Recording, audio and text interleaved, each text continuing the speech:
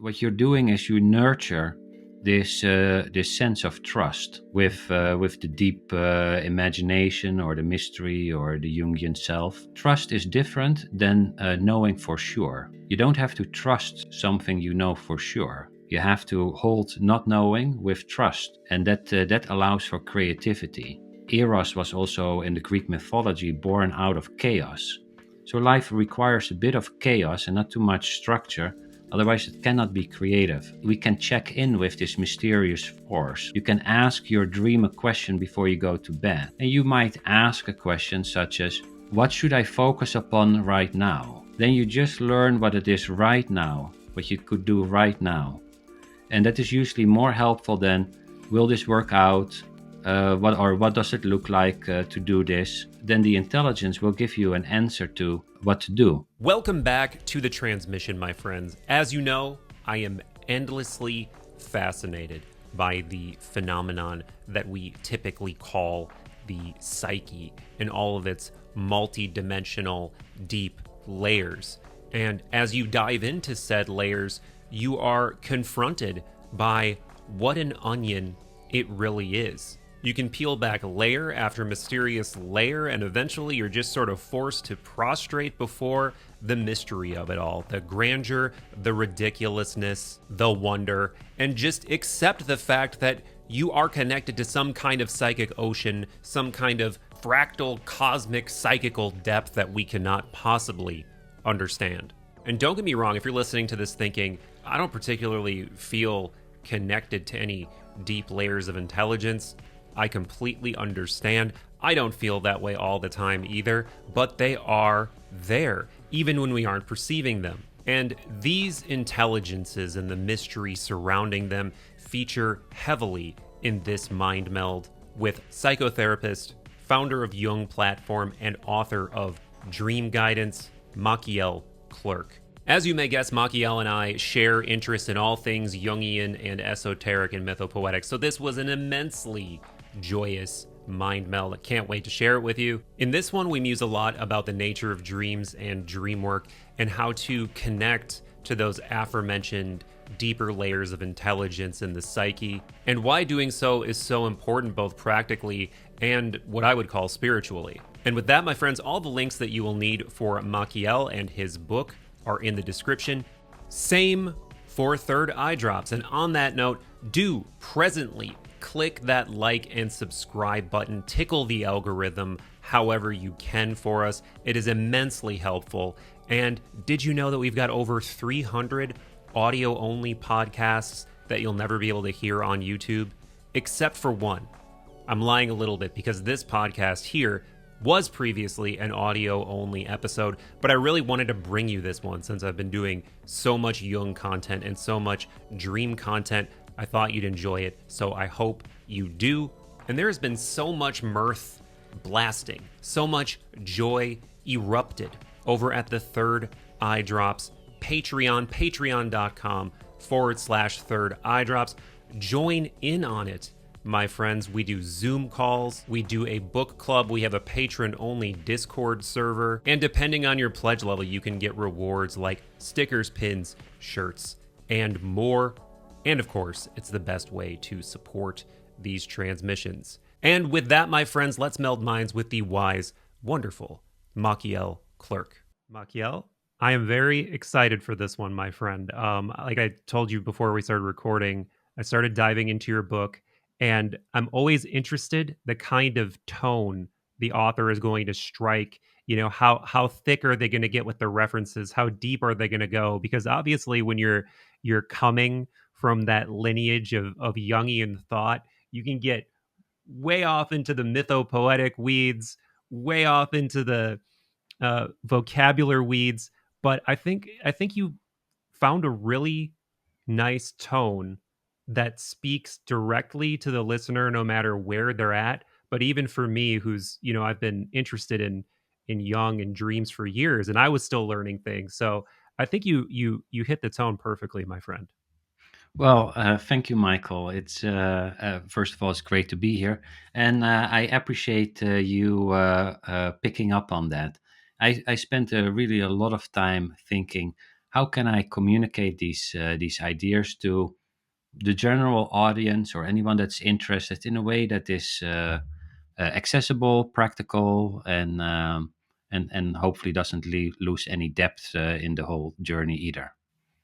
No, I don't think it did at all. And I think you bring up some cons. I really like that you bring up a sort of multidisciplinary, multicultural approach to it because it really highlights the fact that dreams are just endemic to the human experience. And although, in a modern sense, unless you're tuned in to these lines of inquiry, unless you're tuned into inner exploration, it seems kind of far flung, right? And I think that might be a good place to start because if you listen to Third Eye Drops, if you're familiar with Jung, the idea of dream investigation, dream work is not a far flung idea.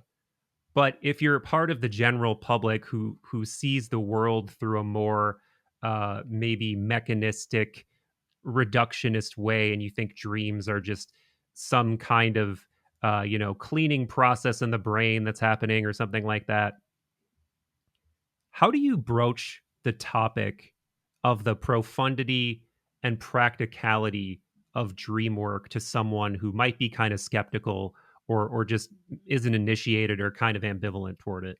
Well, I think it's most important that people have their own experience.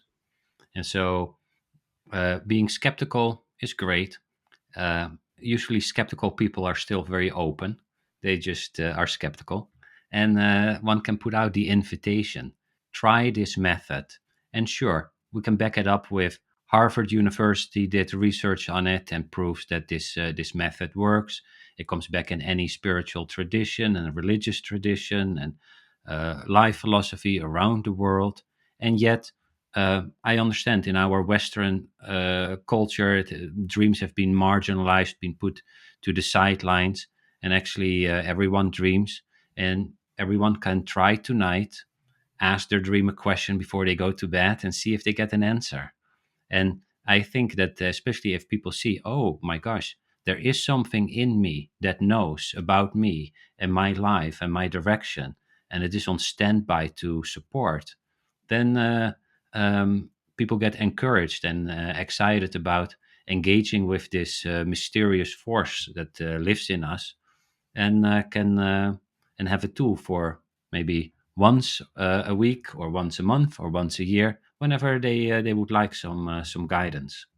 So Yeah. Mhm. inviting people to experiment is I think the way to go. Yeah, I definitely agree. And I like that in the book, you really emphasize the fact that this is your intelligence. Like, no one's going to tell you what to do. No guru, no psychologist, no scientist is going to tell you what these things mean.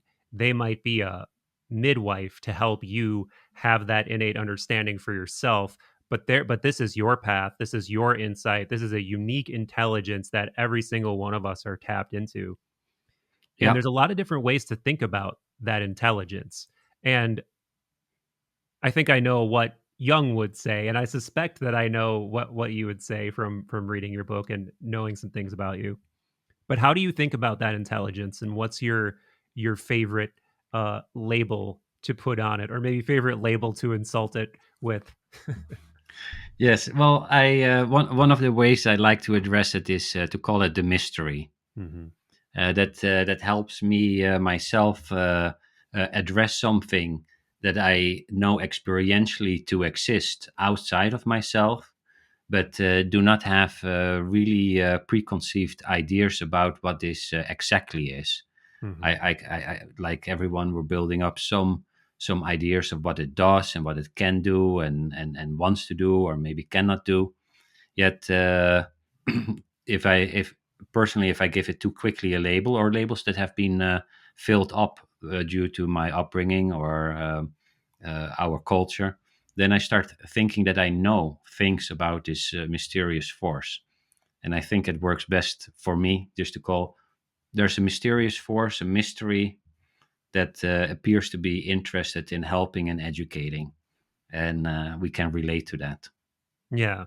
Yeah, and there's I think knowing your audience too is a good way to consider what you Yeah. want to call it. Like maybe to someone who's a little bit less mythopoetically inclined, you could just say the unconscious mind or something Hmm. like that. Hmm. Somebody who's a little bit more open to wooey things, maybe we could start talking about genius, daimon, psyche, things of that nature. And Yeah. I'm personally hugely influenced by James Hillman, and I Mm. was happy to hear you bring him up in the book and talk a lot about his exploration of this mysterious intelligence that seems to be attached to us that we've been, talking about throughout the ages by different names. That, like you point out in the book, the Greeks call it the daimon, the Romans called it the genius. Yeah. Um, Hillman also likens it to a guardian angel or something like Hmm. that. And one of the things I wanted to bring up at some point in this conversation, but we might as well bring it up now, is why do you think this intelligence that seems to be so vast, so powerful, as you point out, it seems to at times have precognitive abilities. It seems to know the answers to every question we ask it. And maybe sometimes the answers are kind of prophetic and metaphorical and hard to decode, but it does seem like this almost alien intelligence the more you communicate with it. So why is that thing interested in us? Why is that thing interested in the little goings on of human beings? Why does it care about Michael and Machiel? Yeah. A beautiful question and a really relevant question. And um, in the book, I somewhere describe a dream that I have, and maybe that's a good starting point to Yeah. answer it in some form. I ask the dream or the mystery, I say, Mystery, what do you want the reader to know about you? And asking you a question. And then I have a dream in which I am working at a company, and there is an female CEO who is unbelievably wise, deeply compassionate, and is the greatest coach Mm, manager one can imagine. And the way she operates is that if you want to figure it out on your own, you're totally free to do that, even if it takes 2 or 3 years. If you want to have support, she's delighted and gives you support. Yet she's completely non judgmental to your decision. And that was the dream. And so mhm, I take that dream as an sense of the mystery is by nature non-judgmental, and it has complete it provides complete free will. And then the curious thing in it is she's compassionate and she loves you, not because she has to, not because of morality. It's just the nature of it. And so it loves. It is happy to support. It comes with a little bit of impulse because it's like you're on a stream, and so yeah, there are impulses that move you forward. Yet if you ask the stream, can I get a little extra push here, or can you give me an extra direction?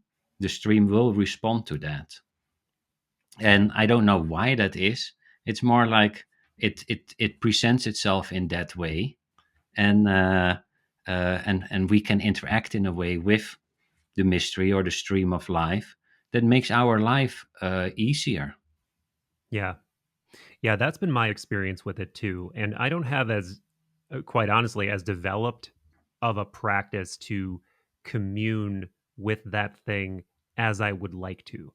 And I'm actually moving into a phase in my life where I feel like it's a lot more important because I personally just took the plunge out of like a career, like a quote unquote successful career into this, like doing this full time. And I've Mm. been doing this in the background for 5, 6 years now, and it has felt like that calling, that pull of the daimon or the genius has been beckoning me this way to become the sort of the wonder dipping idea pirate sort of sowing the seeds of wonder and mythopoetic purpose amongst the listeners. And finally I reached a situation where it was kind of a crossroads, and it felt like a formal decision point on, am I committing to the job or am I Hmm. leaving the job behind and doing this? And there was, despite on paper it not being a good decision, there was no doubt in my mind to go in this direction. Yeah. And so I feel confident in my choice in one respect, but I also feel like I'm in total free fall in another respect. So I feel like I'm in that moment you hear about from all of these sort of uh, young adjacent thinkers or Jungian thinkers, where they talk about, you might have to sacrifice this thing, you might have to make the difficult decision, the scary decision. And I've theoretically always known that is possible, and Yeah. now I'm in it. I'm in the actual I don't know what the fuck is happening situation. And it's a weird place to be. It doesn't make me it's weird because it doesn't make me feel sure of Hmm. anything.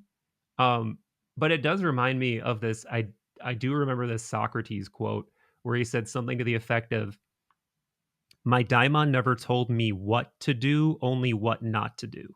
Yeah. Yeah. And Yeah. that's kind of Yeah. what I feel like right now. It's like I don't know what to do, but I know not to do that anymore. Yeah. Yeah.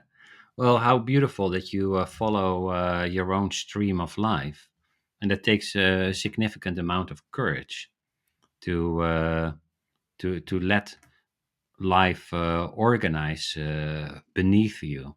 Hmm. And yet most of us agree that life is vastly more intelligent. And even if you look at the formation of the birds flying together, the murmuration of it, how it forms patterns, Yeah. and that same pattern forming creativity lives through us, and will create a pattern that we can never predict, that we never can make. And if we dance with it, we end up in a form that is vastly more interesting, beautiful, colorful than we ever could imagine. And yes, it means sometimes I don't know where this goes, and even the system, the system itself might not exactly know where it goes, because the birds might not know how the pattern will be in 1, 2, or 5 minutes. They just know there will be a pattern. And what you do is sustain not knowing, and Mhm. that's an art. Yeah. I agree. I think at its heart, living should be an art. And it's sad because there's so many systems and boxes and paths that were required to go down in life, that we're required to follow. So the opportunity to exercise that artistic impulse is actually pretty rare. It's actually pretty rare. Like, you must have to work against the system to get Hmm. yourself in a position where you can exercise that creative impulse, which is very sad. But at the same time, I totally understand the necessity to have paths for people to take. So, can I ask a selfish question? Yes, please. What if one of your clients came to you, or a friend came to you in my position, Yeah. what would you say to them? And it seems selfish, but I guess there's probably a Hmm. lot of people who are at some stage of this. Yeah. They're thinking about taking a leap. They know they want to do something. They know what they're doing isn't right for them. Yeah. Well, a couple of things, and it is what you're doing is you nurture this sense of trust with the deep imagination or the mystery or the Jungian self. And trust is different than knowing for sure. You don't have to trust something you know for sure, and so trust has an element of not knowing in it. And so you have to hold not knowing with trust, and that allows for creativity. And Eros was also in the Greek mythology born out of chaos. So life requires a bit of chaos and not too much structure, otherwise it cannot be creative. If all these birds were told one straight line and then to the right and straight again, and then you're in Mexico. That might work for us getting there, but not for the creativity of life. And so, how do you? And I think you do talk about it. How you nurture trust and not knowing, and then this we can check in with this mysterious force. For example, what I describe, there's many ways, but in my book I describe it as you can ask your dream a question before you go to bed in order to get a response. And you might ask a question such as, what should I focus upon right now? Then you just learn what it is right now, what you could do right now. And that is usually more helpful than, will this work out? What does it look like to do this? Um, it might still be recreating, and then the intelligence will give you an answer to what to do. And so I would ask the dream a question that is somewhat to that extent, and maybe I can make a little other jump in that too. I once was in working at clinics as a mental health therapist, Hmm. and I thought about going private practice. Then I had a dream, and in the dream I became lucid. I knew that I was dreaming, and so that immediately allows for an experiment. And what I did is I yelled out, "Is there anyone with a message for me?" Hmm. And then my youth hero, Johan Cruyff, comes flying to me. He's a soccer player in the Netherlands. And he says, "Come with me, I'm going to show you something." So we fly together and we look down, and there's a crossroad. And he says, "I'm going to teach you how to cross this crossing." And I must say, I was a little bit well, that sounds very banal. And, and he says, "You just have to go. And then when there's traffic coming and you're getting scared, you stop. But you don't go back. You stop and you wait till the traffic is gone, and then you go again. Hmm. And if you get scared again, you stop and you wait, and then you go again." And then I wake up, and I had to puzzle for a moment on it. But then I thought, gosh, I'm at a crossroad in my life. I want to jump from the clinics to private practice. There is doubt. Will there be people? Will it be successful? Despite feeling that it was the right direction, I didn't know for sure because it didn't hadn't happened yet. And I thought, this character tells me, you just go, and when you get scared, you stop, but you don't run back to the clinic. You stop, and then you gather courage again, and you continue. And that was so helpful. That was so helpful the moments that I got scared, because if you go your own route and you don't know where it goes, of course there will be fear. Hmm. No matter how much you believe in yourself, you're deluding yourself if you wouldn't have fear. Then you're just ignoring a part of your own psyche that says, "What if?" and "maybe," and "is this the right thing?" and "should I be doing this?" and so there's an example of how I felt that dreams helped me. But and of course you can be lucid and ask the same. But if you ask a question to your dream before you go to bed for help, and I don't know if you want to know what is the next thing that I should focus on, or is there something else that you really want to know, then Oh yeah, yeah. Yeah, there's so many things. Like, yeah, that's definitely one question. I like that it's not too open ended. That it's asking, "What can I do now?" Because I think when you get too grandiose, it becomes difficult to act upon that. Um, but yeah, then there is this doubt of like, "Am I doing the right thing? Is there something else I should be doing?" Is it? I mean, quite honestly, I'm also interested in perhaps formalizing my education more in psychology. I've thought about that too. But it's like I have this momentum going with this, and I have an audience with this. I feel like it would be silly to put that down or not try to capitalize or double down on that. So yeah, there's so many things, but um and we can continue on that. But one of the things you brought up also reminded me Another question I wanted to ask you is, why does the dream intelligence, the, whatever you want to call the mystery, why does it speak in sort of a more metaphorical way? Why does it speak almost like in a, a kind of like almost oracle, a Delphic oracle kind of way, rather than just a very stern, direct answer? Because Yes. I think Yeah. if I were going to criticize it, I would Hmm. say, this is just apophenia, or like people applying patterns where there isn't anything, and like it's just a chaotic story and stream of information, and then you're just editorializing on that after the fact. So why do you think that is? Yeah. I love the question. And what, indeed, very seldom the dream, there's a voice in the dream. There is sometimes, and when the voice talks to you, it backs definitely the necessity to listen very carefully what it says. One is there's of course free will. So uh, the mystery doesn't want you to do a podcast, but if that is your talent and you want to do it, it's okay. But if you want to study, it's also okay. But for you on a personal level, there are consequences. And we prefer colorful and enjoyable consequences over other Yeah. consequences.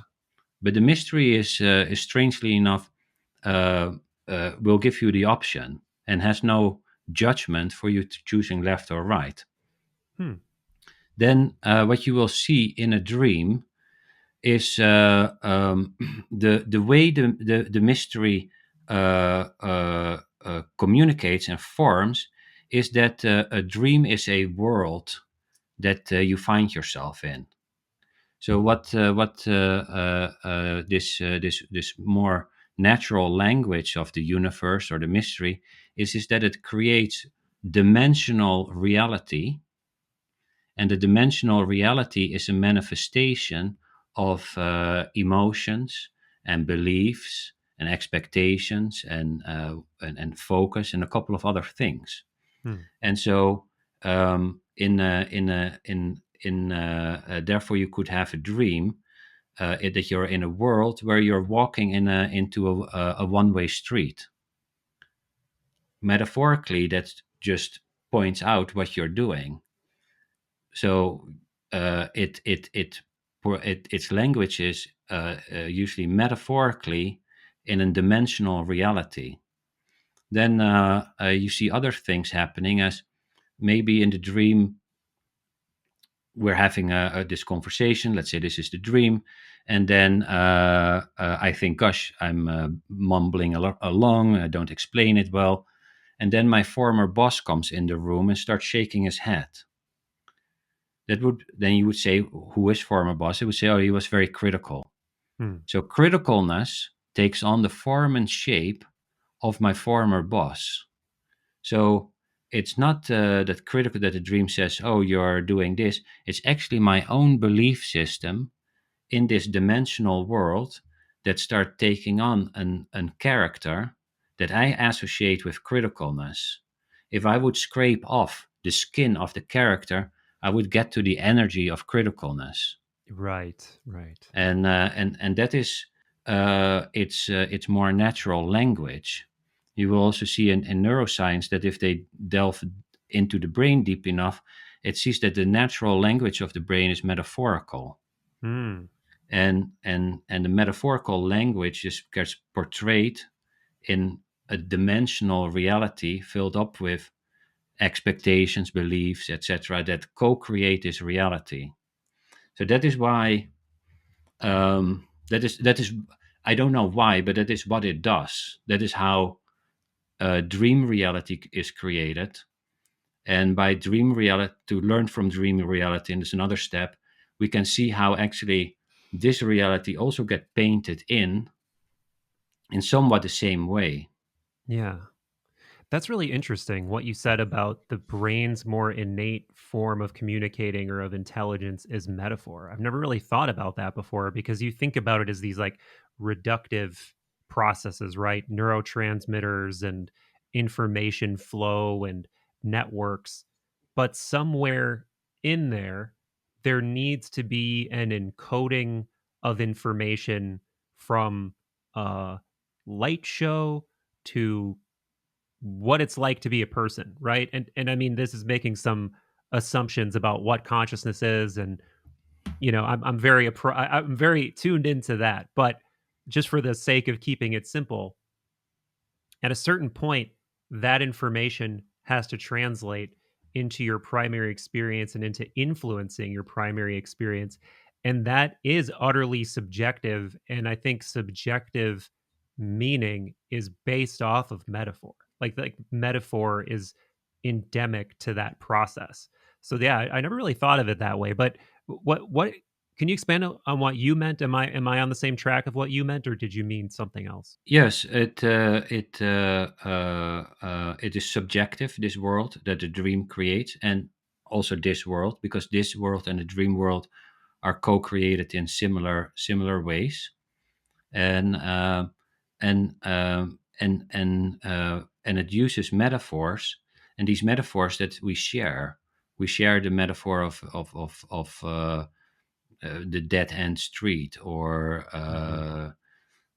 the one way street, or Yeah. so that is also where there's an what Jung would call a collective layer of structuring reality, or creating dream, Hmm. that we all have, and that comes close to Jung's ideas of these archetypes, Right. and that is where we can look at certain patterns that humanity shares: sense of coming home, or the old wise man, or the sense of mother, and that's then usually colored with the personal experience, and so collective and personal start blending. But we all have a sense of mother, and a sense of home, and a sense of journey, and a sense of death, and etc. Right. Right. That makes sense. That makes sense. Um, I feel like we should give some space to Young because I mean, as everybody listening knows, for me, he's been hugely influential on my own thinking. I'm somebody who I think I naturally gravitate toward the wonderful and the perhaps you could say more wooey worldview, but I also feel very pulled to temper that with skepticism, with science. And in a lot of ways, I feel like Jung is almost the embodiment of that way of looking at the world because he is somebody who went through rigorous academics and became a psychiatrist and was trained in the scientific method, participated in it, yet found that to be not totally satisfactory for understanding the world. And then in later years, diving very deeply into mythology, world religion, spirituality, uh, you know, consciousness exploration through a variety of methods. And it's almost like he's one of those rare humans who really squared the circle in that way. He really, had the empirical knowledge on one hand and the metaphorical, mythological knowledge on the other hand. And when you look back through the 20th century, it's really hard to find somebody who was the emissary of that kind of embodiment more than he was. Like I think there's other people throughout antiquity, but to me it's like it almost seems like there's this drought of that Hmm. and then boom out comes Young and it's just like the richness and the truth is so deep that flowed out of him and clearly it's still influencing so many people and including other people who've had a huge influence on me like I mentioned James Hillman, James Hollis, et cetera, et cetera. um so how did he come into relevance for you and how do you view Jung's legacy? Yeah, Jung has also been hugely influential to my life. In my early 20s, I was stuck in my life. I hadn't dealt well with the loss of my father, who died when I Hmm. was young. I had no future vision, no purpose. Was sitting on the couch, doing nothing, not going to school anymore. And then by chance, I stumbled upon the works of Carl Jung, and it just was mind blowing. it was like, oh my gosh, here's the water of life that I've been thirsty for so long. He described just a different way of seeing life.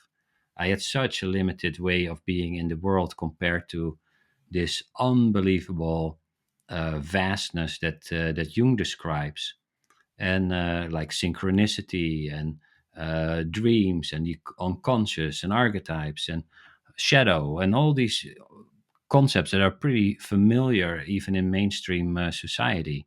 And I think also what I also resonate with, somewhat like you, is this man was so unbelievably brilliant, had a great scientific practical mind, and merge that with a wild imagination that he took serious and that he knew from his own experience.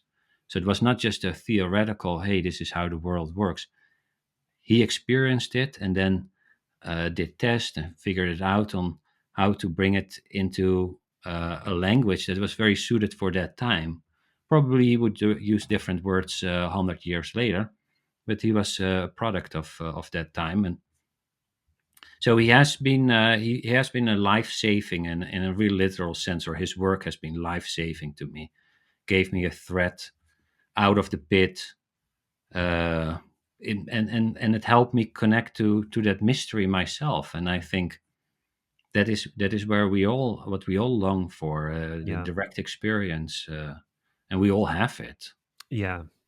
Yeah, and another thing I really like about him too is he has a way of presenting this more meaningful, interconnected, psyche rich, spiritually potent way of looking at the world, yet it's not overly rosy. It's not like everything's going to be great and, No. just have faith and there's going to be no suffering. Like there's a deep melancholic dimension to him and an almost like spiritual pain that ran throughout, especially when he was Huh. doing the kind of dark night of the soul work during the days of the red book and stuff like that. And I think that that longing is something that is people just don't have a way to express. And I think that in and of itself manifests in a lot of probably neurotic ways and just strange ways that people aren't aware of when really what's looking for catharsis, what's looking for expression is that deep impulse to connect with your purpose, with psyche, with capital S self or whatever. And it's sort of just how Hillman talks about the daimon will eventually punish you if you don't listen to it for long Yeah. enough.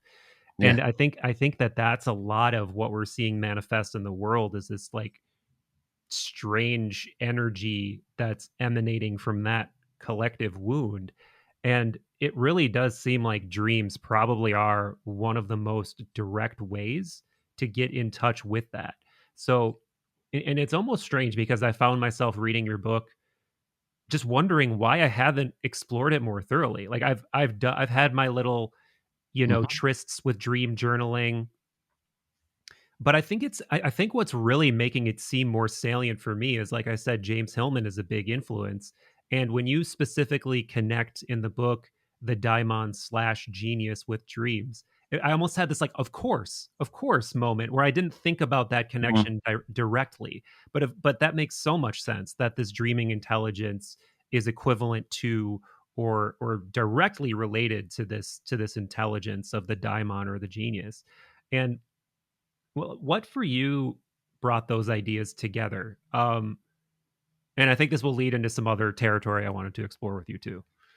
Yes. Well, a lot of things that you say in there, very rich little musing. And one of the things that resonated for me as well, what you said, is like how we have neurosis or disorders. And like Jung and Hillman, see these neuroses and disorders as a doorway into the depths of our soul. Hmm. And so instead of thinking about a depression as a disorder that needs to be medicated or ignored or cut out, if we ask a different question, is why is this depression visiting me? Why am I slowed down?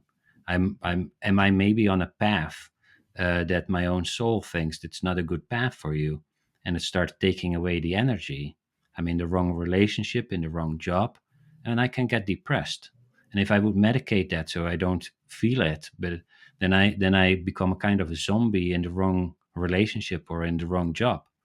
So these disorders and neuroses are actually very often little callings of life, expressions of the psyche. And a lot of current day psychology has tried to cut that out of psychiatry. That doesn't mean it's all bad. It's a lot of good in it, but the Mhm. worldview behind it is not always favorable to a life of the psyche.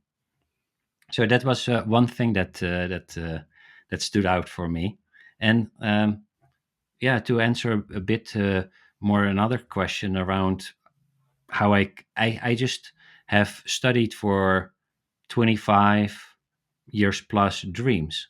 Mhm. And so dreams have been for me the main guidance in life. I had very helpful dreams that helped me start a company or help me cross the crossroad, or it has been my specific way of finding some navigation tool.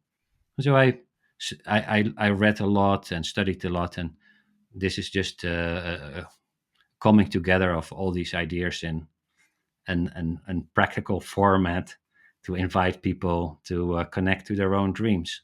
Yeah. And I also try to write it in a way and give people a suggestion of working with dreams that doesn't require a Jungian study. Because a lot of people say, "Oh gosh, what does it mean?" or how do I what do I think about this tiger or whatever? And this dream dictionary says this, and that one said that, Yeah, yeah, yeah. and then people get stopped too early in their tracks without uh, del- taking advantage of the stream of information or intelligence that is there every night. So in the book, I describe different ways of asking questions like, what is the experience or what is happening, as a way to work with the dream that everyone can do, and and can set them up on a path. Yeah, that does make sense, and I did notice that in your writing, which I also really appreciated because, like, again, I'll reiterate what I said at the beginning. I think it's difficult to figure out the tone and how much to bring into the book and how deep to go with the theory and the terminology and stuff like that.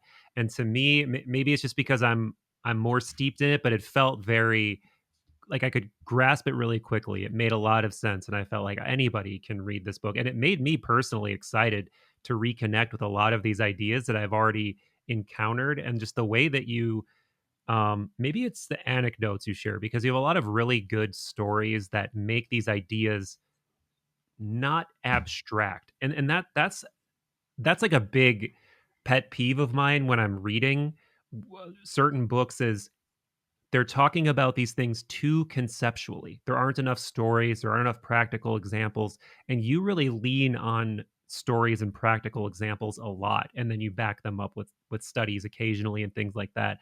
But I found that to be a lot more just snappy and a lot more engaging than just dwelling too much on the abstract ideas. Well, Speak thank Go you. ahead. Yeah. That was the hope of writing it, and I think that dream work is the most practical thing we can do, but it's really esoteric if you stand there without a couple of guidelines to approach it. Yeah. Yeah, so let's get into that actually. What are some of those guidelines and what are some of the basic, because I'm sure at this point a lot of people are wondering, okay, if I did want to do this, how would I practically start that?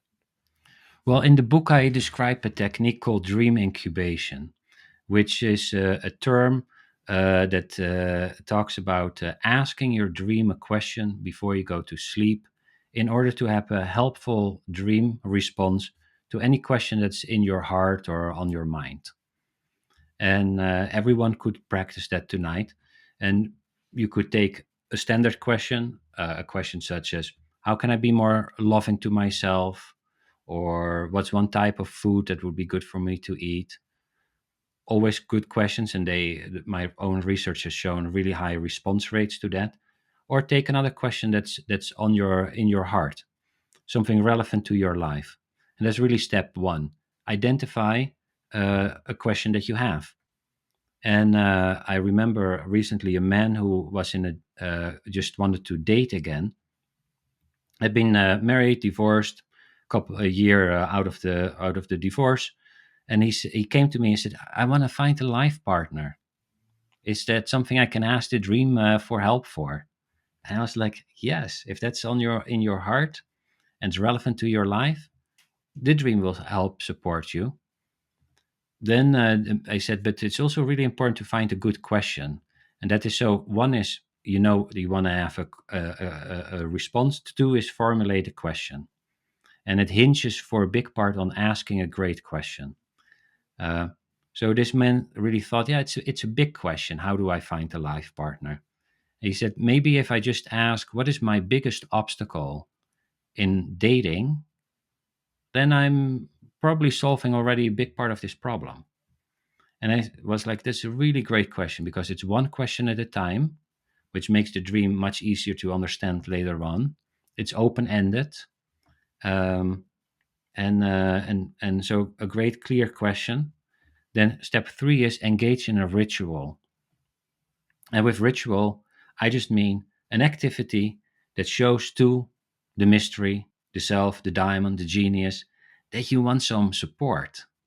And it appears to be very relational. So if you put in some effort, make this man made a drawing of a heart with a question mark on it and wrote to the mystery, "I'd like to have some support. This was so great because I become more loving. I can give more love." So it makes it even generous.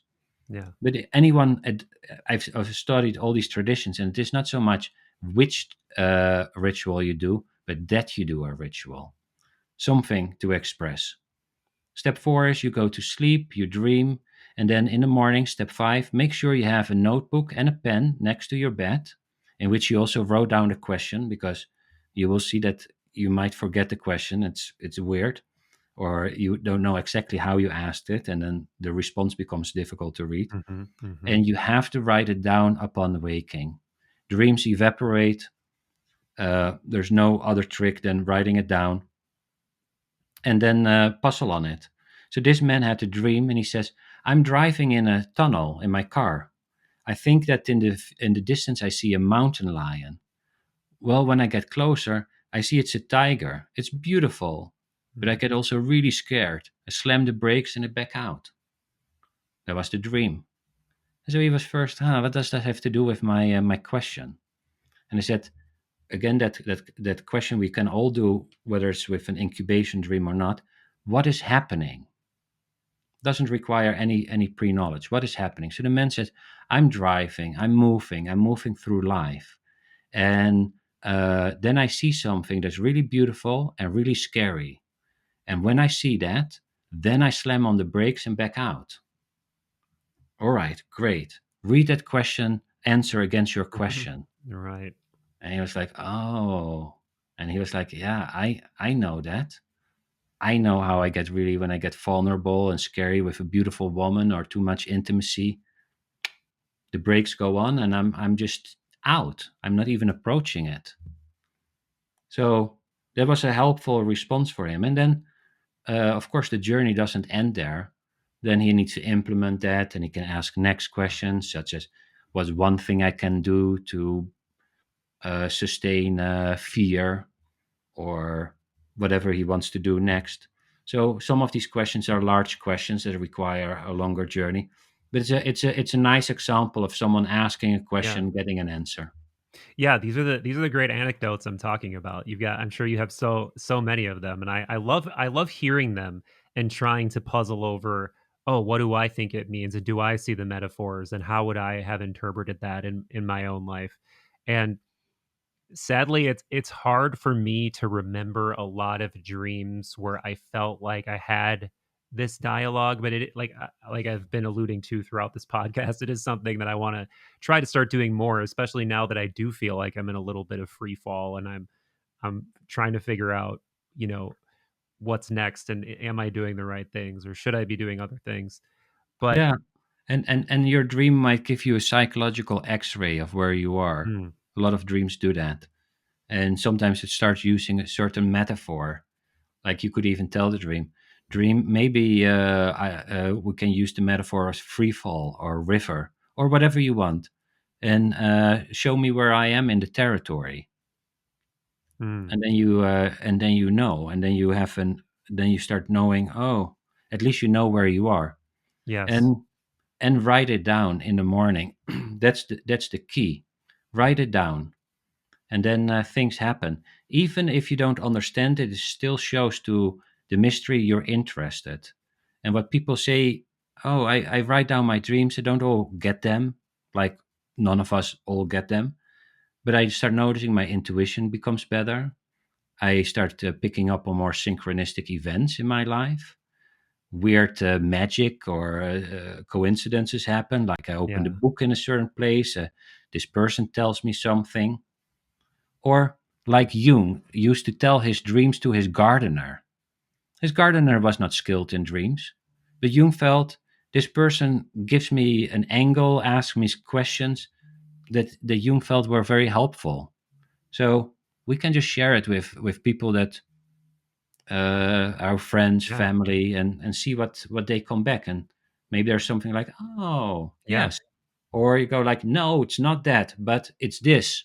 All right, then you still got it. Right, right. And it's like you're creating more occasions to let that enter into the world through other conversations. And then who knows what synchronicities may emerge from bringing it up to a person just randomly. And I do want to ask you about synchronicities, but I also, you might have noticed right when you brought up the dream incubation, I started laughing because the other question I was going to ask you was more directly related to incubation and the tradition of incubation, and that it's really this ancient practice that's been around since, before ancient Greece, I'm sure.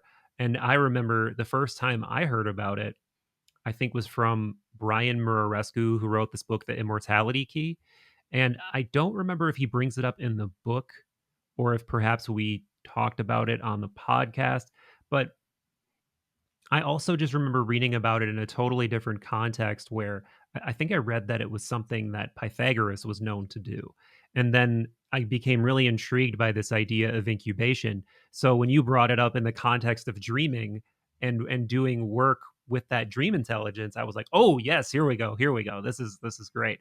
Um so the tie, like a lot of people will often talk about incubation under the pretense of healing, like even healing like a Yeah, physical illness.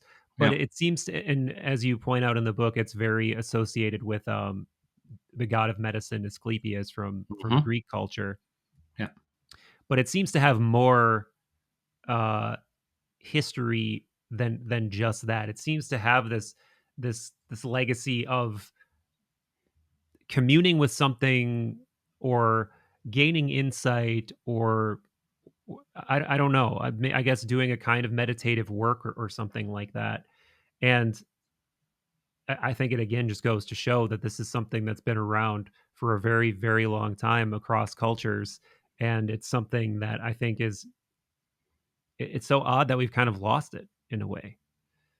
Yeah, it is odd and sad, and on the other way, we have as a culture, the Western culture has just uh, ignored imagination Yes. and dreams. They're usually one time phenomenon, and it doesn't fit with the scientific model that needs to have repeatable experiments. You will seldom till never have the same dream twice. You have some repeating dreams, but you cannot. Life is has a lot of non repeatable experiences, and that doesn't mean they're not happening. It's just that the particular worldview doesn't cannot work well with it in a way. And we all have intuitions, and luckily a lot of us listen to that about going your own path in life. There's no scientific rule book for you what to do right now. The best thing is listen to your own heart and then say, my best abilities, I think this, and now I'm going to give myself to it because I'm not going to do something with the brakes on Yeah. if you want to make it work. So, on one hand, understandable, but I think that dreams become a little bit more mainstream again. But this technique, indeed, any tradition in the world had a way of working with dreams and a way of asking the mystery for support on health, where to hunt, who to marry, uh, what to do with their business. A very, very practical support for day to day life. And I looked at all these traditions in my own and then captured that in a 5-step process that we all can do, and all nurture this relationship to the self or the mystery, or if you're very um, uh, uh, materialistic, even if you just call it the brain, it still works. Yeah. Yeah, I think so. One of the things I wanted to ask you specifically that I remember reading about incubation, and particularly this has an interesting link with Asclepius and the symbolism of Asclepius, is again, unfortunately, I don't remember where I read this, but I remember reading that, you know, when you're healing something and you're seeking a healing dream, the most profound healing dream you can have is to be bitten by a serpent. And Yes. this may have been Jung. I don't think it was, but or maybe Jung referencing something else. But This is indeed in the Asclepian tradition. yeah. That is, it was imagined that Asclepius could come as a cock or a snake or I think a pig or well, maybe some other animal, or three Mm, animals. But the snake was a prime symbol of healing. So if the snake would come in the dream and bite you, it would be a prediction that the illness would be cured. And sometimes the dream would cure the illness. You still see it in the medical yeah. tradition. You have the caduceus, the snakes, as a Yeah. symbol of healing. Yeah, or the staff of Asclepius too, with the Yeah, one yeah, snake. And yes. I the reason I wanted to ask you, as someone who's been, you know, interested in symbolism clearly, and interested in every layer of this thing, is that is one of the symbols that I find the most interesting but also confusing, because you have a lot of representations of serpents being associated with evil, or with like the great tempter, or like Lucifer or whatever, but then you Hmm. also have like holy serpents and healing serpents. And do do you have a way of squaring all of that in your mind? Do you just think of these as different serpents, or is the serpent symbol encompassing of all of those things somehow? Well, I think what you show is one reason why dream dictionaries have their limitations, Yes, for sure. Yeah. and because one says, "Oh, it's the devil, the snake," and the other is it's the healer. Okay, what is it? And I think that partly what it also reflects back is the cultural bias Mm, towards the figure, and especially in yeah, it's in one form, if this figure that this devil figure, if that is purely evil and as an opposing force against the mystery, then there's a whole worldview behind it that other worldviews don't have. There are worldviews that don't think that there is an independent devil that tries to lure people into doing the wrong things and is fighting with nature itself. I think that makes me think about where Joseph Campbell quotes some Zen Buddhist who came to Europe for a lecture, and he said, uh, "Man against God, God against man. Hmm. Man against nature, nature against man, nature against God, God against nature. Hmm. Funny religion." right. And Yeah. because their tradition all sees it as one big self-displaying phenomenon where there's light and dark, but the darkness is not cut off Mm, and demonized. So there are underlying worldviews that put meaning to certain figures, and so you're more on a cultural level than maybe what a figure really embodies, and that makes it sometimes difficult, and Yeah. yeah, Yeah, and maybe it's as simple as it being a very dynamic symbol, especially given the fact that it's often portrayed as the Ouroboros, the snake eating hmm its own tail. It's like maybe it's all the same thing. It's just the shadow side versus the yeah, healing side, and the fact that the what's the quote is that most poisons also contain medicine. I know that's right, not that's not the quote, but that's the yeah, yeah, idea, right? yeah, yeah, yeah, And yeah, exactly, yeah. So maybe we can wrap it up with some fun speculation on synchronicity, because that's just one of those topics that Mm. anytime I'm talking to a fellow Jungian or Jungian adjacent person, you got to Yeah, bring up synchronicities. And if you have any that you'd like to share, I always like hearing synchronicity stories. But I have one in particular that I've talked about a lot on the show. But yeah. I always like to share if you're up for it. I love to, Michael. Please. So a couple of years ago, my friend and I, who he's this great artist. He's also very tuned into the same kinds of things that we are. Big explorer of his own consciousness, and as explorers of consciousness sometimes do, we decided to go to Peru together to do ayahuasca for the first time. Hmm. And he was coming from the Northwest Portland, and I was coming from Chicago. And we're both very nervous. We've both never done ayahuasca before. And as soon as I'm about to board my flight, it gets canceled. And he was on his flight already. And we were going to Iquitos, which there's not many flights that go in there. It's, if you miss your flight, it's kind of like, who knows when you're going to get there? Who knows when they're going to be able to coordinate a flight for you to get there? So I'm just really frustrated. And I end up not being able to get out that day at all. So I get a hotel.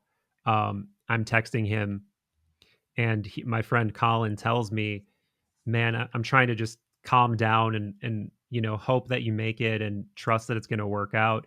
And he said, "I'm actually doing this visualization exercise that my wife told me about, where I close my eyes and I just think about myself surrounded by roses and just protected by roses." And I'm like, "Oh, that's really random and weird."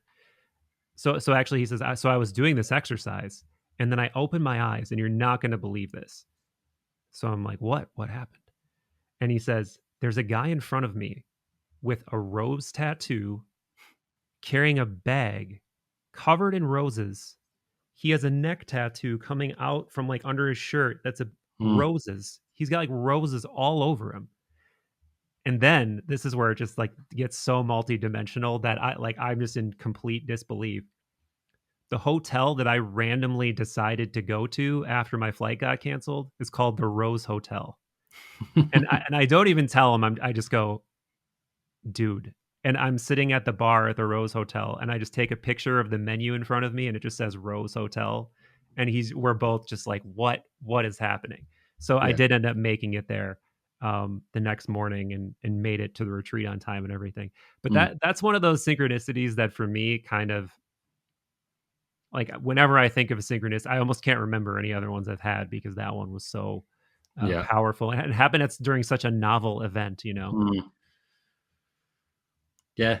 Thanks for sharing, and what a beautiful synchronicity, uh, and a benign quality that lies into it. Hmm. So what do you think synchronicities are, and what do they come into your understanding of psyche and the world at large, or do you just view them as kind of interesting and try not to read into them too much? No, I do think that actually we experience a lot of little synchronicities even every day. If you close your eyes a little bit, and and just take it as if the world is alive and communicates with you, and that events might have something to do with the way you see the world. And of course, not everything, because if you push it to the end, you everything becomes meaningful, and Right. then the license plate Yeah. on the street, you start following it for Yeah. some reason, and it might And- be right, but most likely it isn't. Um, but I think a lot of synchronicities that the world happens communicates that way, and it is great for people just to even ask themselves questions of I'm slipping on the street, I walk, I fall. What was I thinking about? What does my thought have to do with this material kind of material experience? And that there's an that psyche and matter form a unity, and that these things are interconnected. yeah. So yeah, I think are very.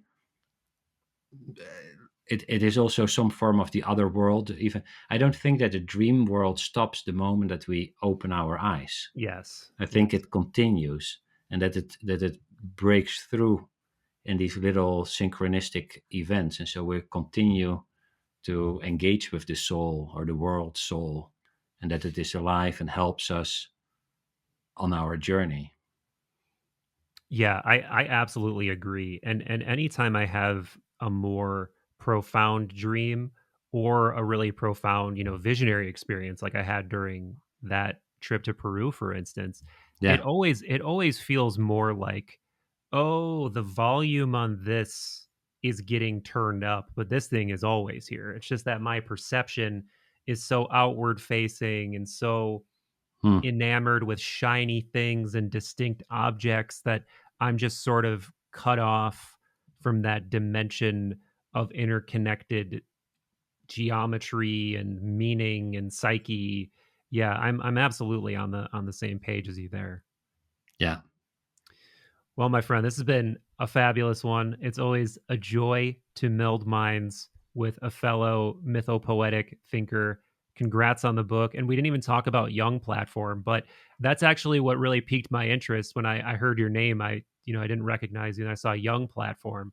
And I haven't taken any of your courses, but I follow it on social media and I'm always very intrigued and I know it's really successful. So congrats on that. Congrats on the Thank you. book and thanks for coming on the Which, show. by the way, also was born out of a nighttime dream, just a spontaneous dream that I took as a suggestion to build this platform, and that's worked out in ways even I couldn't imagine.